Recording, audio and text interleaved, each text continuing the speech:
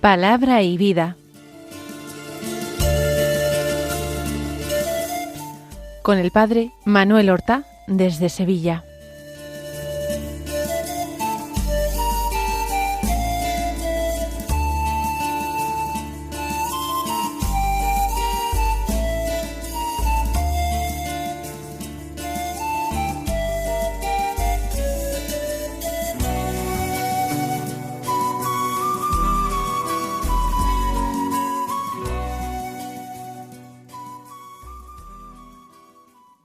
En el nombre del Padre, y del Hijo, y del Espíritu Santo. Amén. Alabados sean Jesús y María. Muy buenos días, queridos amigos, oyentes de Radio María y seguidores del programa Palabra y Vida. Hoy es el martes de la 24ª semana del tiempo ordinario. Este martes es día 17 de septiembre. En este día la Iglesia celebra la memoria de San Roberto Bellarmino, un santo jesuita del siglo XVI. Nació en 1542 en la Toscana italiana, en la ciudad de Montepulciano. Se hizo jesuita en Roma, donde cursó sus estudios, fue ordenado sacerdote y fue destinado por sus superiores a enseñar la teología en el Colegio Romano, que con el tiempo se convertiría en la Universidad Gregoriana. Como eminente teólogo, participó en disputas y encuentros para defender la fe católica de la herejía. Fue elegido y hecho cardenal por el Papa y nombrado obispo de Capua. Participó con su trabajo en distintas congregaciones romanas, ayudando a resolver muchos problemas y siempre desarrollando un trabajo teológico importante y prácticamente viviendo casi toda su vida en la ciudad de Roma, donde murió en el año 1621, cuando le quedaba un año solo para los 80 años. Vamos ahora a escuchar la palabra de Dios que se proclama en la liturgia de la misa del día. Y vamos a seguir con la lectura continuada de la primera epístola de San Pablo a los Corintios.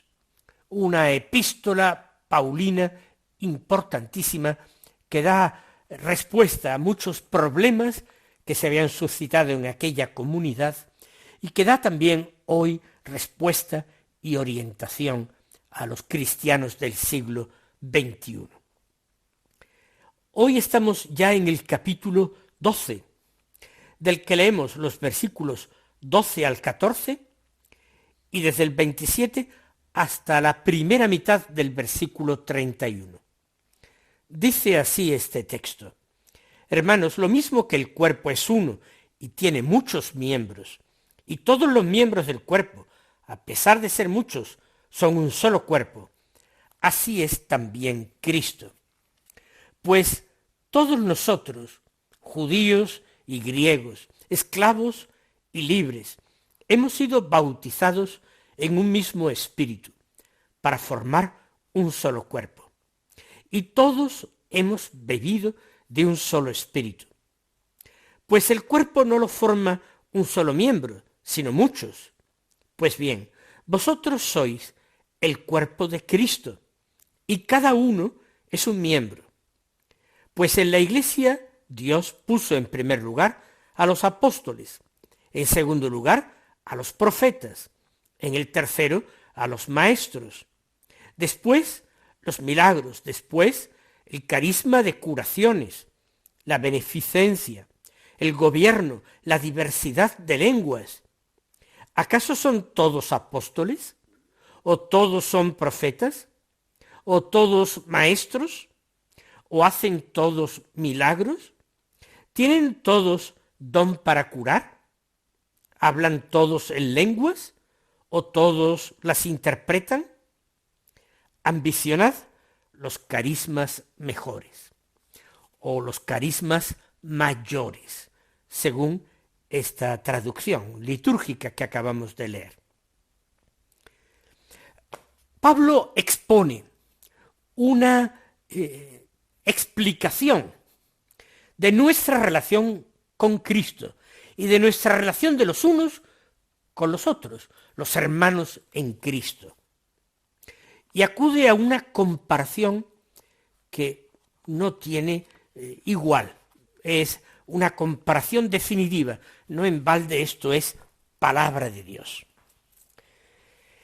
Jesucristo, por su Espíritu, ese Espíritu que entregó ya en el Calvario y que descendió sobre los apóstoles en Pentecostés, colmándolos de dones y de carismas, Cristo, por su Espíritu, consigue unirse a los suyos de una forma extraordinaria, sobrenatural, totalmente sobrenatural, pero real. Así como la Eucaristía, aun conservando la apariencia de las especies, pan y vino, se convierte realmente en el cuerpo de Cristo, en el mismo Cristo en su misterio pascual. El Espíritu obra otro verdadero milagro, una maravilla invisible. Nos une a Cristo en una unión real que opera el poder de Dios, la gracia de Dios. Actúa el Espíritu Santo, uniéndonos a Cristo. ¿En qué momento? Desde el momento de nuestro bautismo, nos convertimos en ese momento en miembros suyos, unidos a Él. Y si estamos unidos a Él, nosotros recibimos esa corriente impetuosa del Espíritu que descendió sobre Jesús y se hizo visible en el momento del bautismo del Señor. De esta manera, nuestro bautismo también nos une a Cristo de esta manera. Recibimos el mismo bautismo y recibimos el Espíritu. Unidos estrechamente a Cristo, nos unimos también a través de Él al Padre. Jesús lo enseñará así. Solamente por Él, que es único camino, se puede llegar al Padre, a Dios. Nos unimos al Padre no directamente. Directamente nos unimos a su Hijo único. Y a través de su Hijo único nos unimos al Padre. Y a través de su Hijo único al que estamos unidos, también nosotros nos hacemos hijos de Dios. Hijos por adopción. Naturalmente no somos hijos de Dios. Así como naturalmente no tenemos la vida de Dios. Pero gracias a nuestra unión con Cristo a partir del bautismo, operada por el Espíritu Santo, recibimos la gracia del Espíritu, recibimos la misma vida de Dios, que es la gracia santificante es la misma vida de Dios, y entonces nos convertimos, quedamos hechos hijos adoptivos de Dios, terminamos hechos templo del Espíritu, como Cristo Jesús también fue en la tierra templo verdadero del Espíritu Santo. Todo nos viene por la unión con Cristo.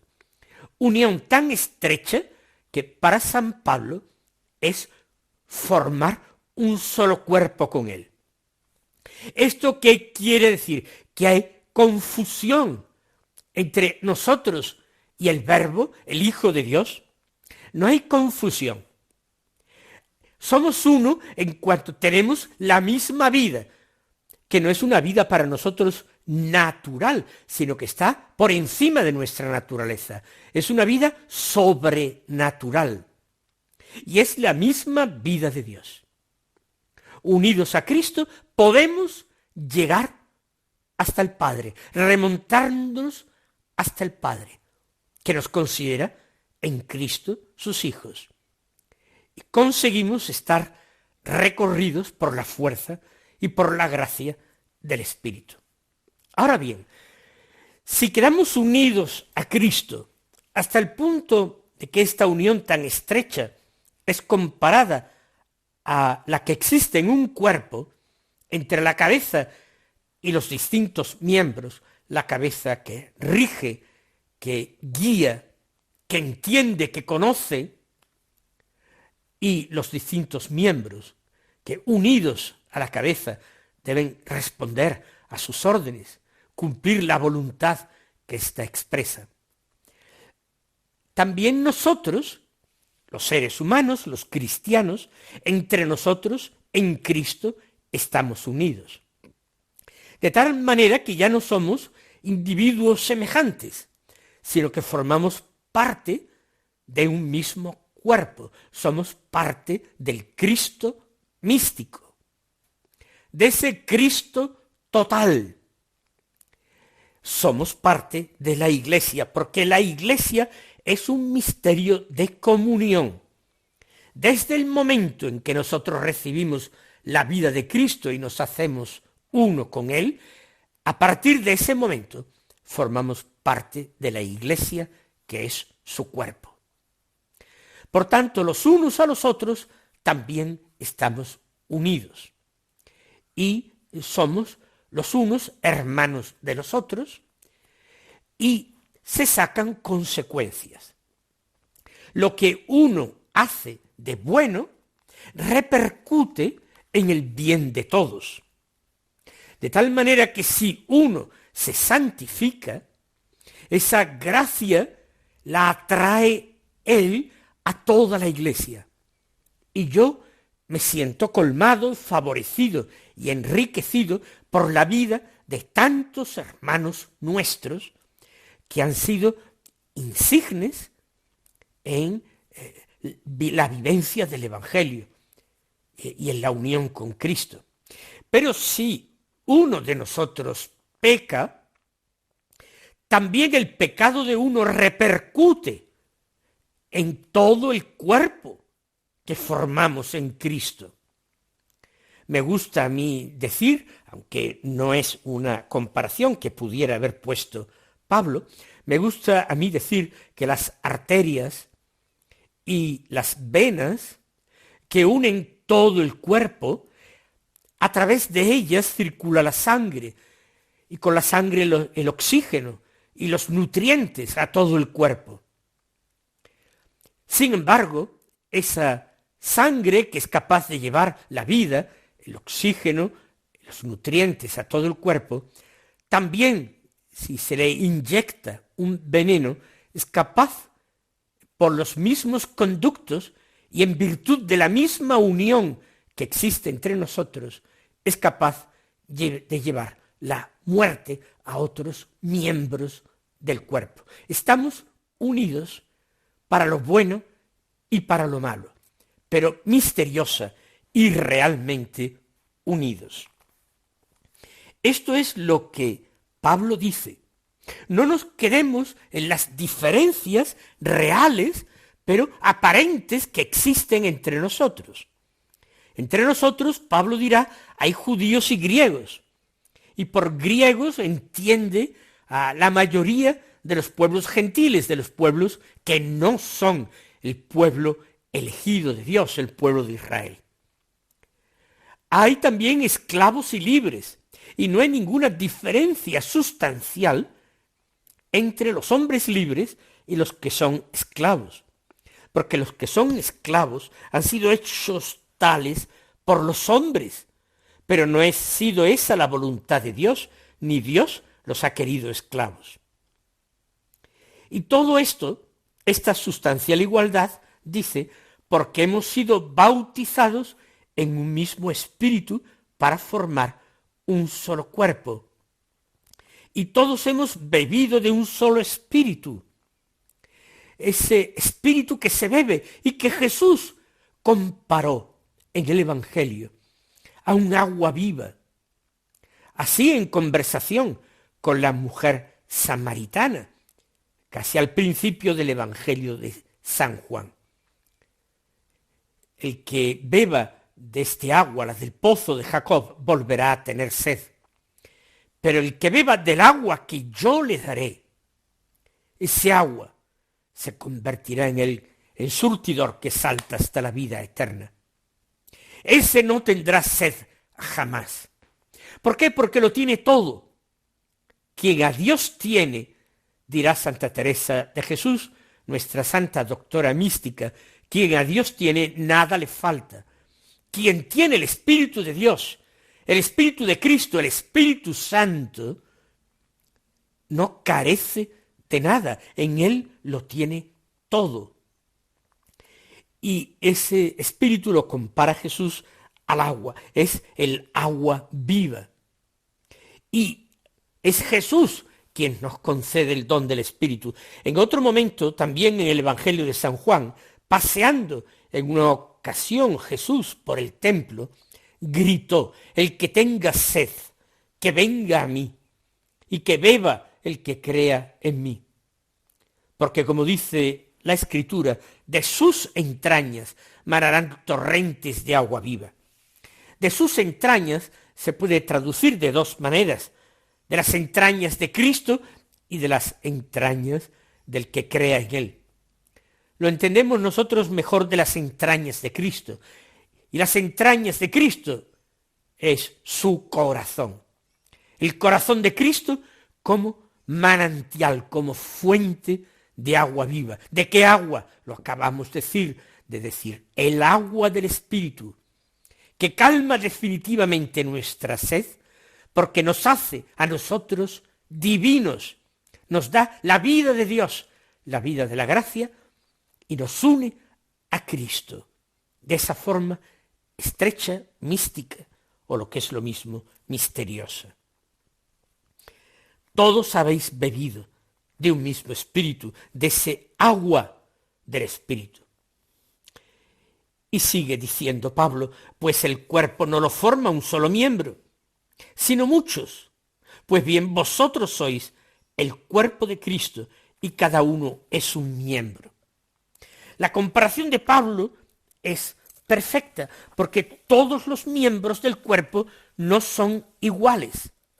Tienen distinta apariencia, pueden tener distinto tamaño y sobre todo tienen distinta función.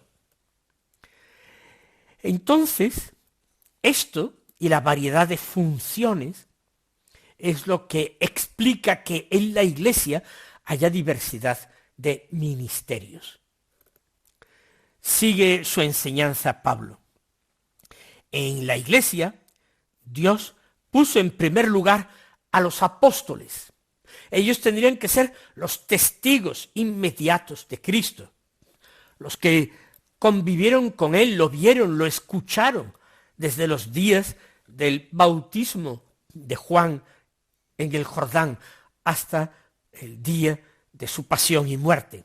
Y fueron luego testigos de su resurrección y de la verdad de sus palabras y de toda su enseñanza. Los apóstoles son los primeros. En segundo lugar, puso a los profetas, los que tienen hoy día, en cada momento, una palabra que decir a su pueblo, a los cristianos, de parte de Dios. Es un ministerio importantísimo, este ministerio de la palabra. En tercer lugar, los maestros.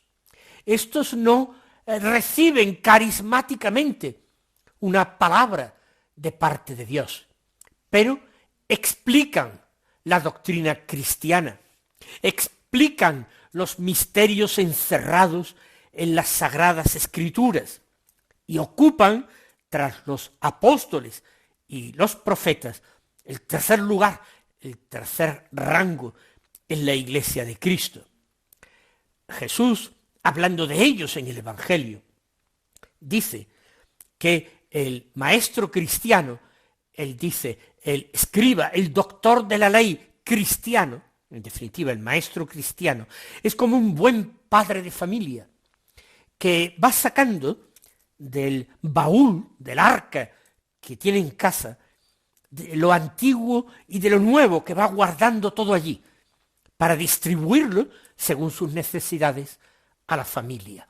Un buen padre de familia, provisor, previsor y generoso. En cuarto lugar, dice, vienen los milagros, los que hacen los milagros. Y a nosotros nos parece esto algo tan llamativo que lo pondríamos en primer lugar. Claro, los apóstoles también hicieron milagros y profetizaron y enseñaron. Los apóstoles son los primeros porque tenían en ellos mismos todos estos carismas. Los milagros, sin embargo, en la enseñanza de Pablo, no ocupan el primer puesto. Es un gran don de Dios que se da en favor de todo el cuerpo de Cristo, para beneficio de quienes reciben esos milagros, pero para beneficio también de toda la Iglesia, que ve de esta manera la asistencia continua del Espíritu de Dios. Después de los milagros está el carisma de curaciones. Distingue los milagros de curaciones. Para que haya una curación no tiene que existir en sí un milagro. Pero Dios puede conceder a algunas personas gracias para sanar y aliviar los dolores ajenos, manifestando así la bondad de Dios y la cercanía del reino. La beneficencia, que es la práctica de la caridad, la ayuda a los necesitados, a los pobres, también a los enfermos, y la cercanía a ellos y el consuelo. Y luego el gobierno, la manera en que hay que organizar y hacer funcionar a este cuerpo formado por tantos miembros que es la Iglesia. Necesita quienes se ocupen de la administración y del gobierno. Después viene la diversidad de lenguas, pues para mayor gloria de Dios, que permite que los hombres le alaben en multitud de lenguas, a veces de una forma sorprendente. Pero ahora Pablo plantea la pregunta, después de haber hecho caer en esta diversidad que existe en el cuerpo de Cristo, en la Iglesia de Dios. ¿Acaso son todos apóstoles? No. ¿O todos son profetas? No. ¿O todos maestros? ¿O hacen todos milagros? ¿Tienen todos don para curar? ¿Hablan todos en lenguas? ¿O todos las interpretan? No. Pues concluye, ambicionad los carismas mayores. No es el carisma mayor el del ser apóstol. Pablo inmediatamente en el capítulo que sigue, en el capítulo 13, va a hablar del carisma más excelente, que es el amor. Mis queridos hermanos, que el Señor os colme de sus bendiciones y hasta mañana si Dios quiere.